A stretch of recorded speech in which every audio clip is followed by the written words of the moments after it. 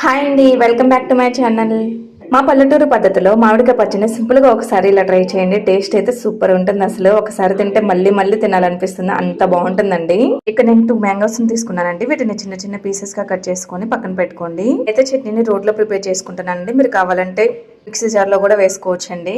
ముందుగా రోల్ పెట్టుకొని ఇందులోకి 2 టేబుల్ స్పూన్ వరకు కారం, అలాగే 1/2 టేబుల్ స్పూన్ పసుపు, 7 నుండి 8 వెల్లుల్లిపాయ రబ్బలు, 1/2 టేబుల్ స్పూన్ వరకు జీలకర్ర, టేస్ట్ తగ్గట్టు సాల్ట్ ను కూడా వేసుకొని మరీ మెత్తగా కాకుండా కొంచెం కచ్చపచ్చగా దంచుకోండి. ఇలా దంచుకున్న తర్వాత కొంచెం కొంచెంగా మామిడికాయ ముక్కలను వేసుకుంటూ కారం అనేది ముక్కలకు పట్టే విధంగా దంచుకోవాలి. ముక్కలన్నీ ఒకేసారి వేసుకున్నామంటే దంచడానికి కుదరదండి. అలాగే ముక్కలకు కారం అనేది కూడా బాగా పట్టదు.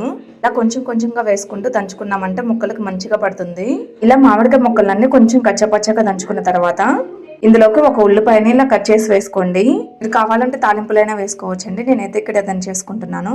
నేను వేసుకున్న తర్వాత ఒకసారి దంచుకుంటే సరిపోతుందండి. ఇలా దంచుకున్న పచ్చిని ఒక ప్లేట్ లో తీసుకొని పక్కన పెట్టుకోండి. నెక్స్ట్ తాలింపు ప్రిపేర్ చేసుకుందామండి. స్టవ్ ఆన్ చేసి కళాయి పెట్టేసుకుని 3 టేబుల్ స్పూన్ వరకు ఆయిల్ వేసుకుని ఆయిల్ కొంచెం హీట్ అయిన తర్వాత ఇందులోకి పప్పు దినుసులు వేసుకోండి. పప్పు దినుసులన్నీ కొంచెం వేగిన తర్వాత ఇందులోకి 2 రెమ్మల వరకు కరివేపాకు, అలాగే ఎండుమిర్చిని కూడా యాడ్ చేసుకొని కొంచెం వేగిన తర్వాత మనం దంచి పెట్టుకున్న మామిడికాయ పచ్చడిని తాలింపులోకి వేసుకోండి. ఇప్పుడు పచ్చడిని 2-3 టైమ్స్ బాగా కలుపుకొని మంటని సిమ్ లో పెట్టేసి 3 లేదా 4 నిమిషాల పాటు ముక్కలను అయితే ఉడకనివ్వాలండి.